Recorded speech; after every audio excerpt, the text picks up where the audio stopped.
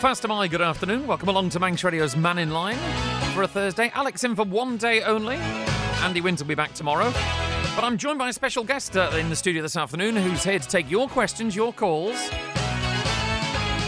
Dave Quirk, who is from the Energy and Sustainability Centre, Isle of Man. He's an energy transition advisor. Now, the Energy and Sustainability Centre, or the ESC, makes it easier for me to say, it's a not-for-profit organisation that offers research, training and advice to organisations and individuals on sustainability. So we hear a lot about on the Mannin Line about why are we going green, net zero and everything else like this. Hopefully today we can get some of your questions answered. David, good afternoon. Good afternoon, Faster Mike. Faster Mike, thanks very much for coming in. And, well, I'd give a bit of a brief outline there as to what your role is. So, for a start, Energy Transition Advisor for the Energy and Sustainability Centre, Isle of Man. No, what is that? Who's behind it? And what is your aim? Okay, first of all, I work for the Technical University of Denmark. That's the Energy Transition Advisor part. They pay my salary. We have the, as you say, the not-for-profit organisation here, which has one sponsor, Zurich, Isle of Man. But a lot of the money comes in from ourselves. We think it's the right thing to do.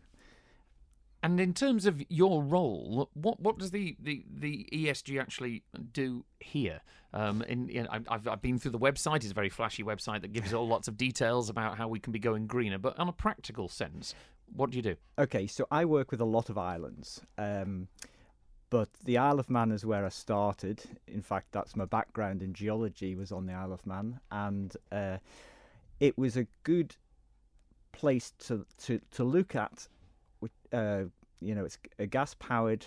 Electricity comes from gas. We use a lot of oil here. And it was a good example of somewhere you could say, well, how would you get to net zero emissions? Because 80% of our emissions come from oil and gas.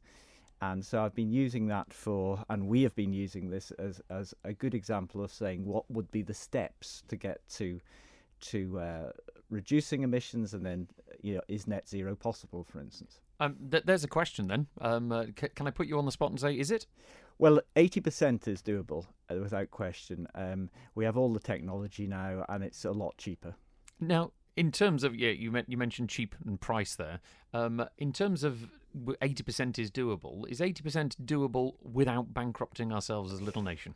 Well, yes, because it's, companies invest in renewable energy for a good reason. The technology is well developed. If you talking about wind or solar, it's and hydro, of course, it's relatively cheap. Of course, it is an investment. So if you're buying a house, you don't pay it all yourself. You either get a loan, but in the case of energy, it's very often private industry that does that. And the Isle of Man, there's many companies looking to invest here in the Isle of Man. We're talking hundreds to thousands of millions of pounds in renewable energy. And in terms of let's talk about our energy mix, because you mentioned there at the moment we're primarily gas and oil, aren't we? Really, the main Pulrose power station. Now I've got a nice big chart in front of me, which I think it took me a while to go through, but it's basically the island's energy mix, and compared to other islands around the globe, we don't do well, do we? No, but you could say, well, we're ready to go now, because many other islands have tested things, and as you say, we did a paper recently as 29 islands and island groups. The Isle of Man had the least renewable energy, and it has the highest electricity cost, and that's basically because gas is not cheap, and the maintenance of a power station is high. Now, I haven't got anyone from the MUA here, and I'm sure they wouldn't give me an answer if I asked them, but are you saying that, in theory, let's remove the politics from it for a moment and the business side, but in theory, you've said here on the chart, Isle of Man has the highest electricity price out of the 29 islands that are surveyed. In theory, if we were more on renewable than gas, we should have cheaper electricity. Absolutely, if it's invested properly. I mean, the issue that there's been with wind and solar is they've built it without regard to energy storage, because it's a variable source of power.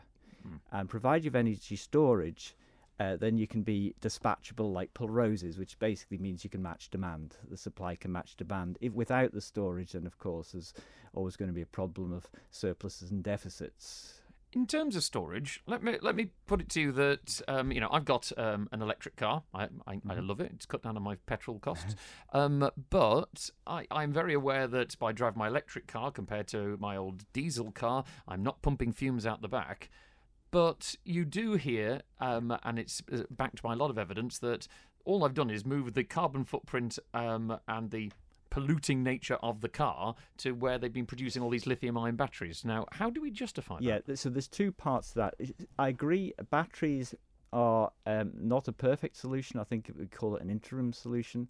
It does use a lot of materials. Of course, an electric motor is a much more efficient engine. A petrol engine is maybe 30% efficiency, whereas an electric engine is close on 80%. So it's a more efficient way. Of course, if all your power is coming from gas, then it takes a lot longer to pay off that, what we'd call a carbon debt or a material debt in the batteries. But it takes about 6.5 years in the Isle of Man. So it's not. But if all our power was renewable, then it's down to about 2.5 years to pay off that. So if the heavily polluting lithium-ion battery production that leaves this nice big carbon footprint everywhere is an interim, what do you guys foresee as being the future that would replace that? Well, of course, us using private vehicles is quite a luxury. Probably the whole of the Earth can't do that because there's with an electric car, there's probably 40 tons of carbon dioxide in its production. Of course, Europe in particular is looking at hydrogen as a solution, and it's using a hydrogen fuel cell. It is quite an efficient way of private transport. Storing the hydrogen in large scale is a little difficult. We've written a report for the Isle of Man government on the hydrogen potential here. But the assumption is you would produce it from renewable energy. It's a way of storing the surplus. As I say, it's storing the hydrogen. But in a car, you can do it pressurized, and it's a sort of standard technology in Japan. And is it more electric trams? Is what I say. Just being a bit yes, flippant there. That yes, would be lovely. I totally agree. Let's get on to some questions that are coming in here. Mark is messaging saying, "Can you ask David Quirk about microplastic pollution from the fiberglass wind turbine blades?" Yes. So wind turbine. So first of all, on a wind turbine, you pay off its carbon debt in about 6 months, if comparing that to gas power, and then of course they have lifespan of 30 to 35 years. Everything's recyclable apart from the blades at the moment. There are recyclable blades, but they cost more. I was going to say, but in terms of we all hear these reports that the blades themselves give off bits of plastic. Yeah, so there are chemicals involved, but it's again relatively small compared to most of our modern lifestyle. It's a relative thing, but the blades can be used in various forms, but not to produce new blades as they're currently. So they're not wasted, but there is always going to be some footprint, but it's so small compared to any other option. How would you level out? Because a lot of the arguments, I'm sure we're going to get to it when we go to the phones, is that we're actually the status quo is fine, and we're doing this stuff that's going to pollute. So in terms of microplastics flying off blades of wind turbines compared to what's coming out of the chimney at Pulrose Power Station, which would you say is better? Because either way, it's going to both of those pollutants are going to affect humanity. Well, I think the climate threat is our biggest issue, and of course, so first of all, Pulrose Power Station is close on 230,000 tons of carbon dioxide a year. That has a significant impact. There are particles, of course. We are transporting it here. So that's a significant impact, but I would keep on saying that really it's the cost that's the difference, because you have to import the fuel as the maintenance, whereas wind we have here. It's our own resource. Let's get through a couple of the texts. Thank you to Desmond. I'm not going to read out with swear words. Sorry, Desmond. Nice try. But There's one here from Francis. Says, your guests say he's paid/sponsored by the Danish government. In fairness, Francis, he didn't say sponsored. Isn't that a connection to Ørsted, Danish government? And does that mean he's conflicted and has a vested interest in selling his or maybe Ørsted's idea of power to our inept MHKs? No pulled punches so the there. Technical University of Denmark isn't supported by the government. The way I work, Danish academics are expected to earn some of their own salary. So basically, I try to provide about 50% of my salary, and that's through contracts. And all the paying contracts I have are with islands. So one I do a lot of work with is Hitra, which is the same size as the Isle of Man, but it's up in Norway. And they have wind power, but we're working on ways to get benefit to the island, because essentially the power is going to the mainland and there's not much return to the island, and that's mostly what we're working on, is finding benefits for the local people. So basically, to put Francis's accusation in a very simple way, Francis might work, I don't know, in a sweet shop in the Isle of Man, but because Francis is from the Isle of Man, he might be representing the Manx government in the same way that you come from the Danish university but doesn't have any links to the. That's right. Any other Danish government. We have a national centre there, and we have multiple test centres there.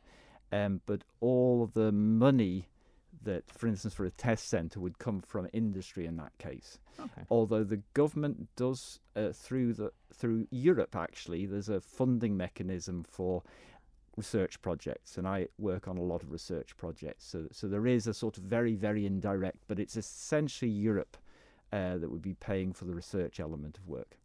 Paul in Castletown says, Alex, the Isle of Man contributes next to nothing to the world's carbon emissions. Can you ask David, what is the point of this ridiculous, in his words, net zero policy? I mean, if we turned around and said, no, we're not doing net zero, that's it. The island said, we're not doing it. What would be the result? I think economically it would be severe, because, international companies won't come here if they can't find a way to reduce their what's called the Scope 2 emissions, which is their energy use. And you turn it the other way around. You say if the Isle of Man has a policy for clean energy, and it does, but it's now moving forward on that, and can offer predictable costs, which are going to be a lot lower than we currently pay, and all the other benefits of the island, then it looks like an attractive place to invest. Without that, I can't see many other sectors that would invest here other than in clean energy. JK's message saying, Alex, there's no such thing as green, not yet at least. Battery cars covered in plastic, fossil fuel, oil, battery getting charged by stinking, polluting power stations, etc., etc. Would you, I'm possibly putting words in your mouth there, would you then possibly argue that there's no such thing as green, but you mentioned before it's sort of interim, so there's greener rather than green? You're reducing your footprint all the time. And, back to the Isle of Man. The Isle of Man, each person here has one, outside of America, has one of the highest environmental footprints in the world. Wow. And I'll just give you a number. It's, when you count the imports, which are significant, it's about 18 tons of carbon dioxide per person per year. Now, a ton of carbon dioxide is hard to envisage, but that's 10,000 large bin bags. Wow. Filled with carbon dioxide. Now, that has a really big impact. Now, we can't expect the world to solve the climate problem if we can't do it ourselves when we're relatively wealthy as a nation. Okay. Tony says, Alex, if the island became zero carbon tomorrow, it would not make 1% of difference, I think you mean difference, to the world. It's a money-making scheme which would be immoral or illegal in other forms of life or business. What would you say to Tony on that one? Again, it's, energy is the key thing for our developed society. And if you can produce it yourself, generate it yourself, rather than importing. And, I in my past, I've worked in the oil and gas industry, and I left for ethical reasons. And, when you go to an oil and gas field, you realize this is not really, that's not a clean form of fuel either. Just because it's not here doesn't mean we shouldn't take responsibility for what we do. And it's such a great economic investment. Do you think, listening to you there, that, and I hear lots of comments on the Mannin line, and I can see text in front of me, that everyone has comes in with either a very, very defensive or sometimes offensive stance on going green, and they also can get very conspiratorial about what's the reasons behind this, the reasons behind that. Do you think it almost boils down to we don't like change? We're having to make a change, and you've described there like oil and gas fields that if Tony's talking about immoral and money, we can see what oil and gas producers have done to the planet over the years. That is well seen. But when we go over to something that's not green but greener and better, people just don't like the change and they become. Yeah, and another way of putting it, can you see the benefit? And that's why we're working with other islands to say, well, let's get some return for local residents rather than it just being something for the planet. Okay. Thank you to Mark. He says, this lad is just coming out with a lot of unquantifiable nonsense. Mark, I'll put it back on you because you're obviously being a keyboard warrior. Give me your unquantifiable nonsense that you want as a specific example. Otherwise, I just won't bother reading your messages. So let's have a look. Let's go to the phones, and you'll be delighted, as a regular listener to the Man in Line, that Julian is on for you. Julian. Hello, Julian. Hi, Alex, and hello, David. Hi, Julian. How are you? Oh, fine, thanks. Couple of questions for you. You mentioned before that the island's got the highest per capita footprint for emissions. If that's the case, why are we exporting electricity by increasing the gas turbines' output and using the old diesels way above what we need, but counting towards the island's emissions?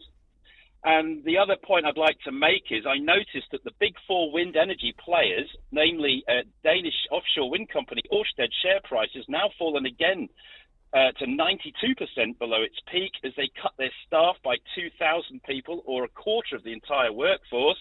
Swedish onshore wind farm company Vattenfall's operating profit has dropped 54%, over half of its operating profit for the second quarter. Renewables energy company Equinor, they've decided to go back to its roots away from renewables and have won an oil and gas auction acquiring the Jasper block of seabed off Brazil. And finally, Vestas Wind Turbines has shelved plans for their new giant blade manufacturing plant in Poland, citing drooping European demand for wind turbines.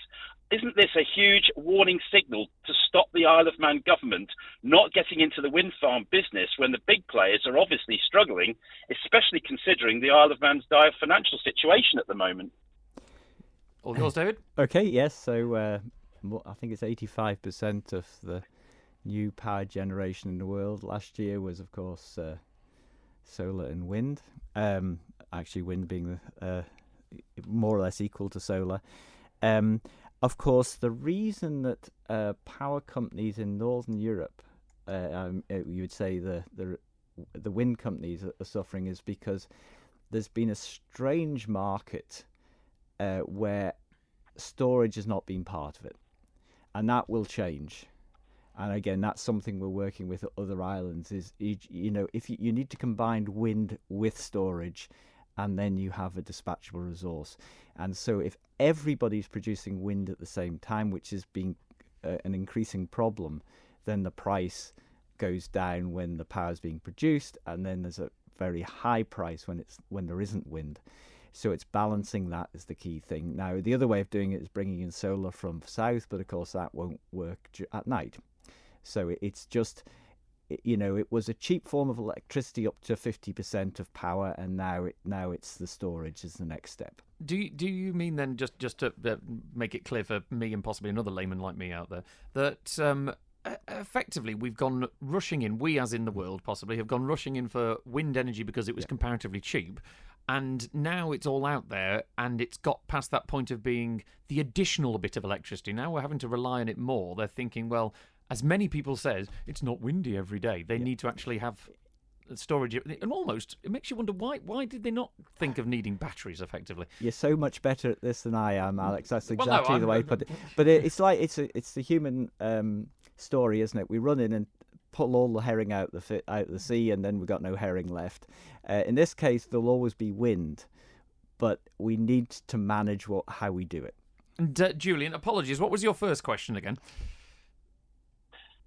You were talking about that the Isle of Man people are the highest per capita emitters. One of the highest. Why is it that one of the highest? But why is it that a third of the electricity that's been generated by Pulrose is going straight across to the UK, where they're saying it's clean, but we get hit with the ether reports? It's rarely. And why are you still operating the diesels to do that as well? It's rarely a third. We get paid for that. It's the same thing, and we keep it on reserve to help stabilise the in times of need that the UK could use that. But our highest emissions, our footprint is actually imports, and again vehicles is one of those. So, and food, of course. So effectively, and I should point out, Julian, he's not representing, Dave Quirk's not representing the MUA, who I would imagine from your point there where you said that we sell it, that's almost a business decision as well, isn't it? It is, yes. I mean, you need, because you pay so much for gas and it's a sort of unpredictable price, you do actually need to earn something as well. And that's why we've got high electricity prices, but also why we sell things to the UK. Okay. Has that answered your question, Julian? Well, gas, if you remember, after the 70s, we've had 50 years of stable gas prices, cheap. And cheap energy always makes a trickle-down effect to everyone, whether you ever got a cafe or whatever. Julian, can I just bring you back there? We've just stated that we haven't got cheap energy. We have got the highest electricity price out of 29 islands surveyed, and we're gas-powered. So we haven't got cheap gas. Where are you getting that figure from? Well, the point is that if you take the price of gas during... Julian, I will interrupt you and ask you again. I asked you a question. Where are you getting the figure that we get cheap gas here on the Isle of Man with our expensive electricity? Well, we should be getting cheap gas. But no. Let me put... Julian, I'm going to pin you down on this. You said we are getting cheap gas. So if we're not getting cheap gas... Okay, where is the nub of your argument? We are paying, you and I are paying a lot of money for our electricity. I'd love it to be cheaper, but gas prices are high. But I've asked the question many times. Wholesale price of gas has dropped 89% since the increase when it was put up to 28.5 pence a unit. My argument is, why are we still paying that? Why is it increasing when the actual input price of the gas has dropped? You just go and have a look at the wholesale price. It's dropped from like 640 pence a therm down near the 70s now. Why isn't the price coming down for electricity? David? Okay, so can you tell me what the price of gas is going to be next year with political tensions? What happened? The reason we've got a wind industry actually is because Denmark, who had just found oil, didn't want to go through another oil crisis because the price went through the roof at the time. And so they thought we need another form of power other than just oil or gas. Even though they had their own, you still pay world prices. And of course, with major world tensions and supply issues, and that's always a very, very risky policy. So that's why we have a wind industry, because then Danish government invested in it. And so the beauty of renewables is it's a predictable price. You have a fixed price essentially, which is not the case with oil and gas. And it'll go back up. It might come down again, but it's a hugely unpredictable. Okay, thank you very much. I'm going to move on. Thank you, Julian, for your call. Always lovely to speak to Julian. Now, I'm going to be a bit rude here, David, because a couple of people are messaging in asking, can I ask your age? Yes. Now I need to think. Let me just check. I am 62. There we go, because quite a few people messaging in going, this lad, this young eco-warrior, you obviously sound very young. Right. Jaco says, it's so obvious your guest is young and he's been bamboozled by eco-warriors. So sorry to put you on the spot there, but okay. You're not straight out of university. I'll tell you, it took me a long time to realise, really, that there was a problem. And it took me even longer to realise that actually this was an economic decision now. So, we used to think that everybody would want to move away from polluting. But of course now, thank goodness, it's much cheaper to use wind and solar. Right, let's get to the phone lines again. Eddie's been waiting patiently. Good afternoon, Eddie. How are you? I'm all right, thanks. Excuse me, I've got a pretty bad voice at the moment, but I'll try my best anyway. Good lad. I've listened to your guests speaking up to now, and a lot of the comments from emails and so forth. It is an opinion programme after all, and up to now I think it's absolute twaddle, absolute rubbish. 3 quick questions for you. Before you say your questions there, Eddie, follow up your accusations there. Which bits do you find twaddle or rubbish? Because so far I've been doing my very best to challenge people on just give me fact. Well, I'll give you facts if you give me a chance, mate. Yeah. Right. Your guest stated right at the very beginning, 80% is possible. Mm-hmm. Am I right? Yes, he did. 80% is impossible. I'll prove that. The air that we breathe doesn't come from here, it comes from all around the world. If it doesn't move around the world will stop. The wind that we get in it just flows it around the world. So in order for us to put a finger on what we do, the rest of the world would have to do exactly the same. But we all know that all the big countries are going away from wind back to oil and gas. Their pollution will be our pollution. So 80% impossible. Do you agree, guest? Well, his name's David. Yes, David, do you want to reply to that? Well, no, it is possible. It's whether the world does it is what you're saying. Now, of course, do you vote, Eddie? You said. Do you vote? Yeah, that's exactly what I said. It depends on the rest of the world. So our aim will not be any. You've had some of your guests saying it's a waste of time even attempting it, a small place like us. I'll give you the figure that I give Andy all the time. 0.8 of 1% is what the Isle of Man's effect is. Secondly... But would you go for cheaper electricity? Well, you won't get it with electricity. We have studied electricity around the world for the last 3 years because of... Eddie, who's the we? Sorry, who's the we have studied? What's the study? Airy Stain Group. Okay, and where can we find the stats? Pardon? Where can I find those stats that show when you've studied the electricity prices around the world? Well, we're actually asking for a programme on the radio, so maybe we could give you all the facts, but we've already got them. You know, let me just get to another point, if I may. Just 3 quick points. You've got loads of people waiting to come on. Go on. I watch a programme regularly on television. It's called Trawlerman. Off the North Sea, there's a great big wind farm. Twice now on that programme, I have heard skippers saying we're not allowed to fish inside the wind farms. Right, your guest is 4 wind farms. He will have attended lots of Ørsted, promotions, and every time we go to a promotion of Ørsted, they claim straight away that the fishing boats have got rights. They have got right of way. Right now, which is true? Can you guess that one? Yes, you can't trawl around a wind farm. No, that's true. No. So it's seen as actually a positive thing in most of the North Sea. It's seen as a positive thing because actually it protects fish stocks.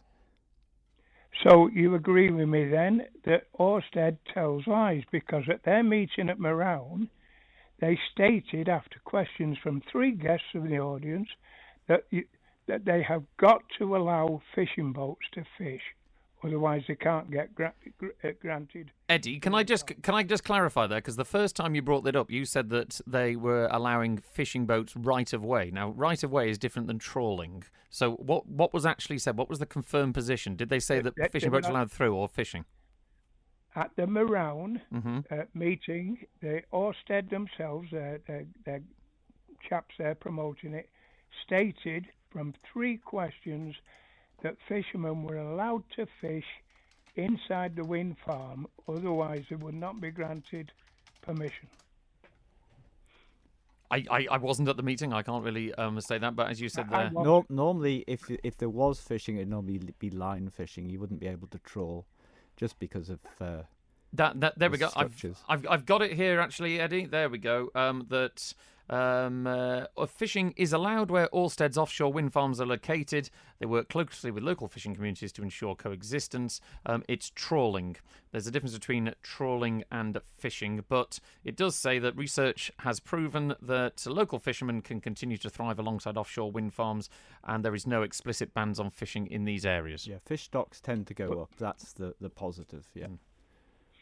Well, the other thing is the skipper, the trawlermen program itself, the skipper went on to add that I forget the name of the farm. It's in the North Sea.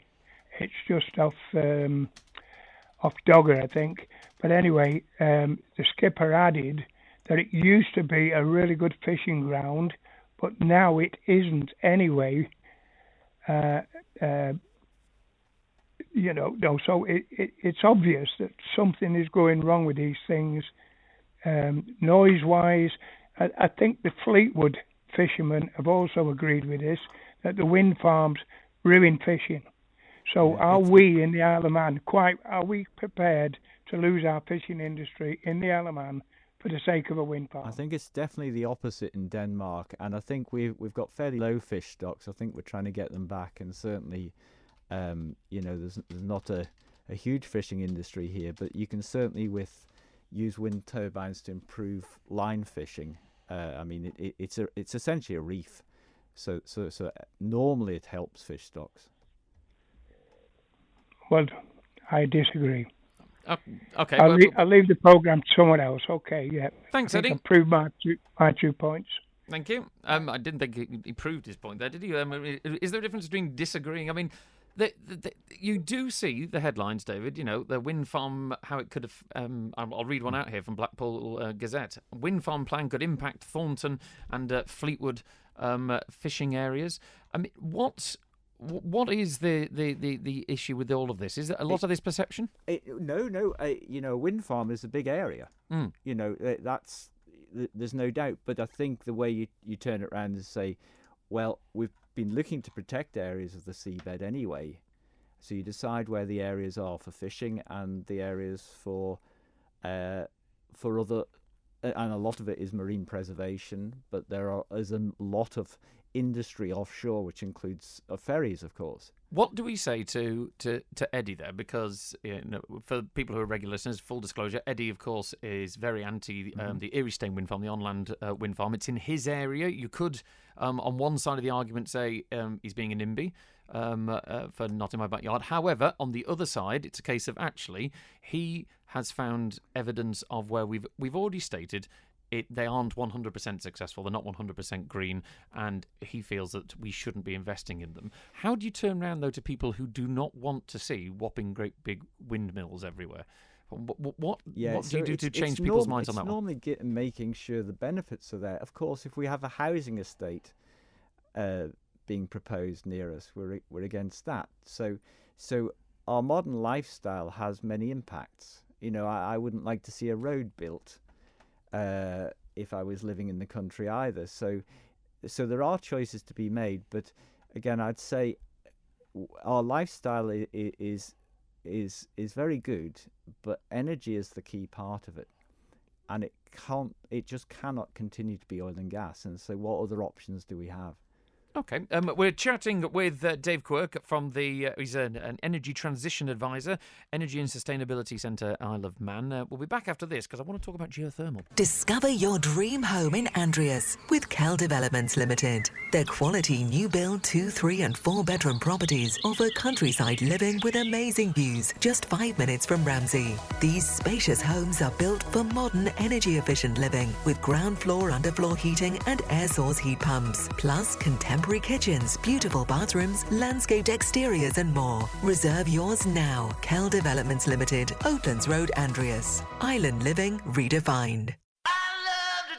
Drive smarter, drive more reliable, drive a great deal at Mannin Motors. With a superb range of cars for every budget, always available. And if we don't have it, we'll source it. Plus, servicing, valeting and prestige detailing too. Mannin Motors, Richmond Hill, Douglas. Find us on Facebook or call 420 420. That's 420 420. Drive a better bargain at Mannin Motors.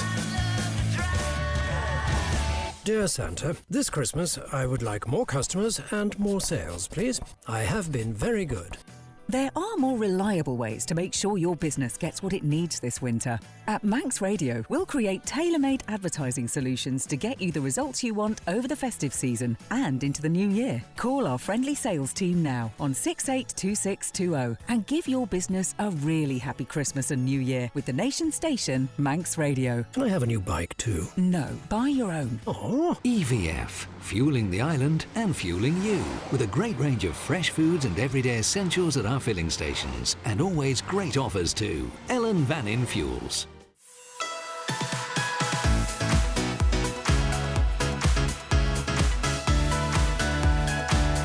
Manx Radio. 20 to 1, Alex on the man in line for Andy today. My guest is Dave Quirk, who's an energy transition advisor. Jeff has been on, Dave. He's sent a text saying, can I ask why this David Quirk bloke, they're all very polite, aren't they, is defending Manx utilities? Is he being paid not to slate them over the price they charge us Manx people? Also, I hardly think the Isle of Man is going to cause any difference to the world's climate change, to be honest. The whole island is so very corrupt. Oh, my word. So, from a point of view of, obviously, you aren't from Manx Utilities. We've already said you're from the Energy and Sustainability Centre, Isle of Man. What's your relationship like with Manx Utilities? Because I would also say, from the layman's point of view on the outside, we seem to be very slow for what is a statutory board being able to... We don't seem to have solar panels anywhere. We don't seem to have a huge amount of private industry investing in the renewables, because everything is tied back to the MUA, who act a bit like, a one single brewery of the island, that they control everything. Yeah, of course, the MUA... we have no connection to the MUA, but of course they're doing a balancing act. Like, there's costs, and there's they're keeping a grid running that is, a traditional grid. And so they're doing a very good job. We haven't had a blackout for many, many years. So the thing is, the world is moving on, and so change is coming, and it will have to anyway for us to have an economy here. So that's our situation. So it's deciding what's the best options for the Isle of Man, and I would keep on coming back to all the other islands we're working on now. It's finding the benefits. And there's not a model that fits every island. Each island is unique, so it's finding what the best solution is for here. Let's have a look. Desmond says, "What's your pension plan if you work for a non-profit organisation?" That's a bit private, isn't it? Yes. Thank you very much to what else have we got here? Desmond does make a serious point here. We talked about, you said how wind farms, part of the reason that there is that now dip in the market that Julian was highlighting is because we all rush towards wind farms, but we haven't actually rushed towards wind farms and storage, so the power's available 24/7. Desmond says, does that not mean more batteries and then more carbon footprint again? Of course, if you did it all with batteries, yes, and batteries themselves are very expensive, so there are other options for the longer duration storage. Yeah. What are the options, just out of curiosity? Well, for the Isle of Man, one would be, for example, pumped hydro storage, which is basically pumping water and using its gravity. So when you have surplus, you pump up into a upper reservoir, and when you need the power back, it comes back through turbines. This is standard technology in Norway. They've been doing it for over 100 years. Electric Mountain in Wales. Exactly. Yes. Yeah, Denorig. Cruachan in Scotland. There's just not enough in the British Isles, full stop. There's a great one, Turlough Hill in Ireland. Sort of standard technology, yeah. Thank you for messaging from John, who says, "Hi Alex, can you ask David his thoughts regarding the MUA's refusal to take private green energy projects onto their grid?" Yeah, so the MUA is a monopoly, and they have the statutory requirement to provide the cheapest electricity that they can source, and there isn't the option for private companies to produce electricity, to generate electricity here, or at least not to sell it. So it would have to go through the MUA. Okay, and I'm going to put you on the spot. Your opinion, do you think we're doing enough? Do you feel that the MUA could be more... how can I put it? More flexible to their approach? What I would do, because this is the model that most countries use, is you invite companies to tender for a power project. And that could be including storage. So you could say, we want something to replace Pulrose that wouldn't produce carbon emissions, for instance. And you allow industry to come up with different proposals, and then you choose the best, which is often the cheapest. But the key thing there is having a watertight contract. Because John's just come up, said here, Alex, this is even homeowners being refused. Some would give free as opposed to wastage. Do you feel that there's two sides to this. Number one, is it the MUA being inflexible about taking power back to the grid, or is it number two that actually there is a safety concern here? Yeah. So I would say it boils down to the grid we have here has been built for Pulrose and for the population we've had. It will need upgrading, and particularly as every country in the world is expecting electrification to mean the demand's going up. So that's the next step really, is there'll be requirements for upgrading the grid, and that can become smart, in other words, and it becomes more efficient, but we will be using more electricity. Okay, I'm going to go through a few of these quickly because we're running out of time and there's loads of questions, so I'm doing my best to get through them. Julie makes a very good point. Dave, do you hear similar concerns about proposed wind farms from residents in other islands that you're working with, or you're working from, or you've visited, or is it just the Isle of Man? I suppose it's more vocal here, but there are concerns. It's generally because there's this perception, and Orkneys is an example where there's been significant investment in renewables, but all the value is going out of the island. The Isle of Man is in the position that it's its own jurisdiction, so essentially all the value could come to the Isle of Man. But it's going to get a bit confusing now because I've got David Quirk on the line who wants to speak to Dave Quirk. So, David Onken Commissioner Quirk, good afternoon.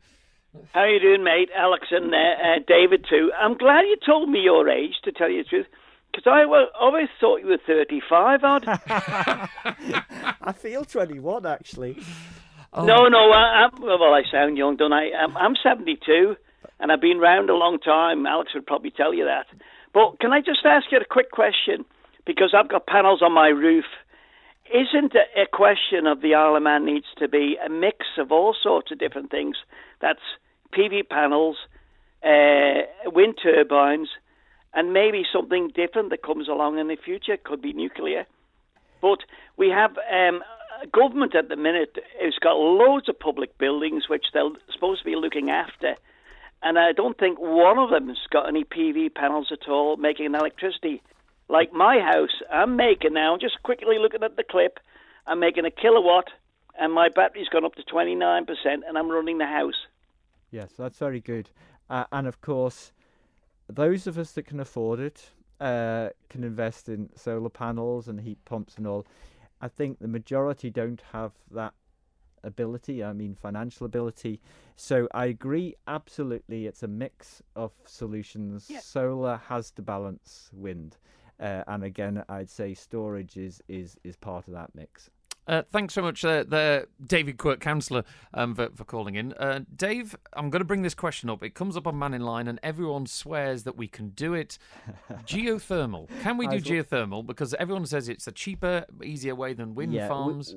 We have the wrong geology. You need thin crust is one way, which is the Iceland Azores. You've got hot geothermal. You see steam coming up. Or you need what's called an aquifer, which has got hot water in the subsurface, and then you can use the hot water, run it round in pipes. It's called district heating, which is how we power Denmark. We have neither a thin crust here, so it's cold, actually really cold, so you don't get heat as you go deeper. It's we don't have an aquifer, we don't have district heating, and the other thing, even if we did, drilling through Manx slate would be really, really difficult because these are complex, hard rocks, and trying to get a drill bit going down into kilometres of rock beyond about 2 kilometres would be impossible. Now let's bring the business back in, because if I know if, say, I think I've had a conversation with June before on the Mannin line or something like this, that okay, you say it's difficult, we haven't got the quite rocks. Why wouldn't we test? Why wouldn't we test? I mean, is that money down the drain, or is it something? So we went round looking for hot water in mines. Okay, that's the most obvious way. We have granite here. Normally, that's hot, so that's what we went. We went out for a year and didn't have any successes. There's no warm water that we can find anywhere. Even in Cornwall, where there is hot water, hot granites, it's really hard to make that commercial. It's very expensive and has the risk of earthquakes, because you've got to drill into a fault, which is an earthquake waiting to happen, basically. Oh, excellent. And you need water, lots of it. It's got to circulate, and in the long term, it'll be lucky if they get more than 0.5 megawatt from that project. So let's, if we're talking then from geothermal, you've dismissed geothermal, tidal, nuclear, these things that people keep on talking about. Yeah, they're both options. Of course, tidal is being tested in the Orkneys, for example. Would they, looking at tidal, I've looked at some tidal from a layman's perspective. Are we talking that effectively you'd have to put almost like a big weir across Douglas Bay, for example? That is one technology. It wouldn't really work here. It's a tidal barrage. But normally what you would use here, if it was economic, would be a tidal stream, which is essentially putting turbines where there's fast-flowing water that's tidal. Point of air? Yes, and it's a good location in that respect. The trouble is it's really expensive again, and we would need, you're talking about tens. You would need tens of facilities. The minimum probably is 20 actually. So go and have a look at Orbital. That's a great example in the Orkneys, but it's not cheap.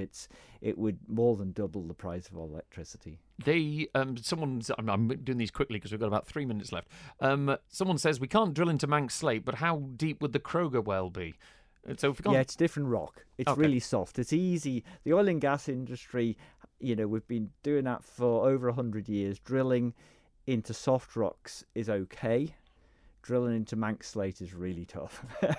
Mark's made a comment on the Facebook page saying the rest of the world is not continuing down the wind power path anymore. Lots of countries are pulling the plug on it. Look at Ørsted's share price. It continues to plummet. Along the lines of what Julian said, what do you say to people that actually you might be effectively flogging a dead horse, is what Mark's saying? You just need to see what China is investing in renewables. It's just incredible. I mean, as I say, it's more than 80% of investment, last year, and it's just going up. Oil and gas for producing power is really out in the medium term. Thank you very much. There's more coming in about tides. It's interesting that someone said here that if we're going to invest heavily in renewable energy, are we then committed to banning all goods from China, who are producing things far cheaper than us with all their fossil fuel energy? There is a point there, because I mean, I'll put my Groudle Railway hat on. We use Welsh steam coal, and we've got the last batch of it because Wales has stopped digging it up because it's a tick box on their net zero.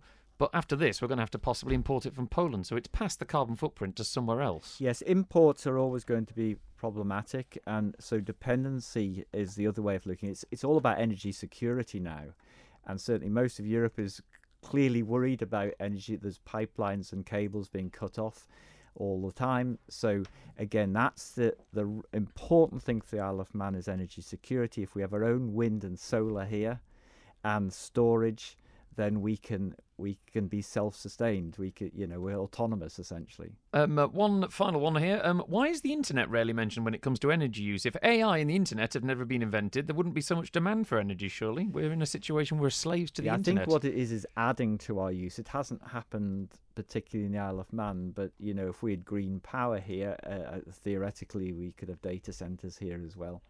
Thank you to Mr. TP, who says, there is only one winner, geothermal, deep. It's free out of the ground and will not run out. Electric price could be around 10p a unit, no fumes out of chimney stacks, and don't tell us you can't drill 3 miles down. Well, I think we've just explained that, haven't we, really? Yeah, difficult rocks. Difficult rocks. If you can tell us how we drill down, that's absolutely It's also getting the heat out. You need a lot of water to get heat out. You can't just conduct it out. Okay. David, we're pretty much at the end of our time together. If I can put you on the spot for the last minute and say, is there a myth out there that is doing the rounds that really gets your goat in terms of from a scientific perspective. Which is it? A myth that on the scientific perspective is that the energy transition is expensive. I think the energy transition is a tremendous economic opportunity for the Isle of Man because we've got everything in our favour here.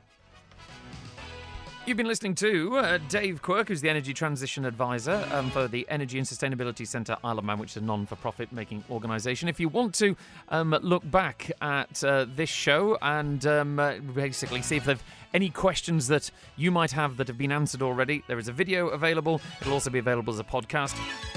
I tried to get through everyone's questions. Apologies if I didn't. Andy Wint will be back in the chair tomorrow. And it'll be an open line on 66 13 68. Christy D is up next with 1 to 3. Enjoy the rest of your Thursday, and thank you very much for David for joining me and all the callers today. And thank you very much for another Quirk, Chris Quirk on the phones.